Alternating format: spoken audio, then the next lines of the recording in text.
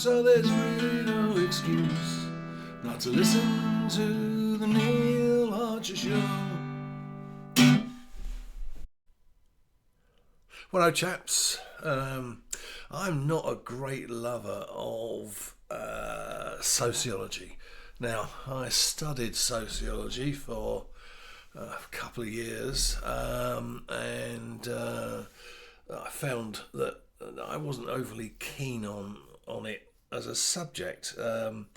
When I studied it, a lot of the kind of source material that we were given to look at was out of date, and it ended up that I failed the subject because I just wasn't interested.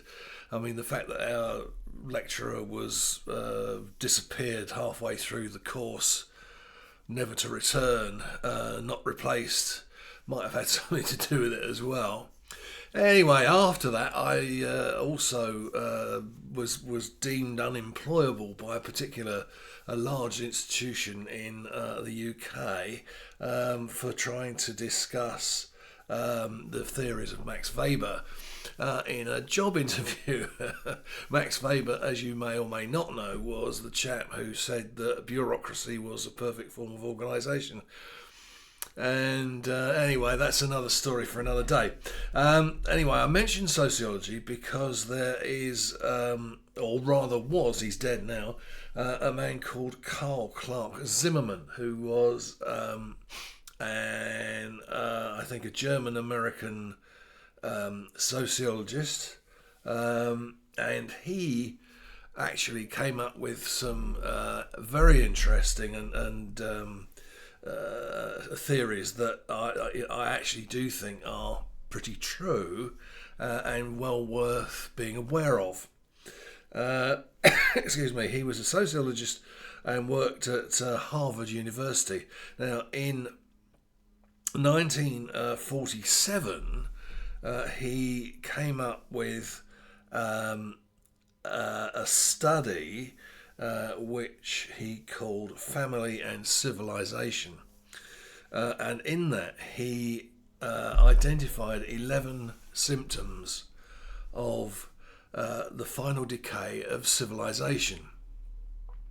And where he studied the fall of the Roman Empire and the Greek civilizations, and said that these 11 symptoms were evident in both of those societies, and it's my contention now that these are evident in our society as it stands at the moment, and it's only Donald Trump who seems to be, and his fellows in the White House, who seems to be kind of working against, or rather working to correct these symptoms.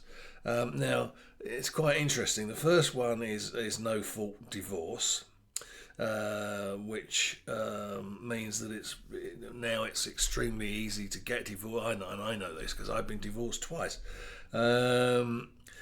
Whereas at one time it was a social stigma. Blah blah. Second is increased disrespect for parenthood and parents. Now, interestingly, recently Trump has been trying to encourage people to have more children because the birth rate is dropping in the US. Meaningless marriage rites and ceremonies. I mean, you could take that several ways. Personally, I think that may be in current society that could be referring to same-sex marriages and what have you. Defamation of past national heroes. Well, that's certainly evident, or has been in the last few years, where lots of statues of past heroes have been removed or destroyed. Acceptance of alternative marriage forms. Well, that kind of, in a way, that links up, I think, with the meaningless marriage rites and ceremonies. widespread attitudes of feminism, narcissism, and hedonism. I think we've all seen plenty of that. Propagation of anti-family sentiment. Acceptance of most forms of adultery.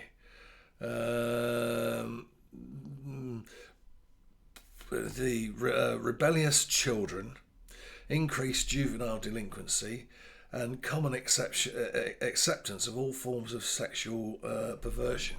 So that's the 11 symptoms, and they seem to me to be as pertinent today as they were when he wrote them, and as presumably as they were back in the Greek and Roman societies.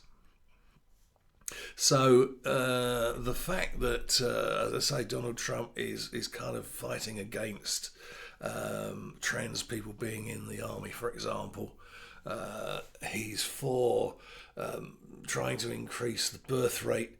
I don't know whether he's aware of this particular study, but it strikes me that quite a number of his things that he says that he wants to see done relate back to those 11 symptoms, and it's very interesting. Anyway, that's it for today. What I might do is put a link to those down in the whatever you call it, the description box down below. So, thank you very much for joining me. Well done if you got this far, and I will see you on the next one. Cheers for now.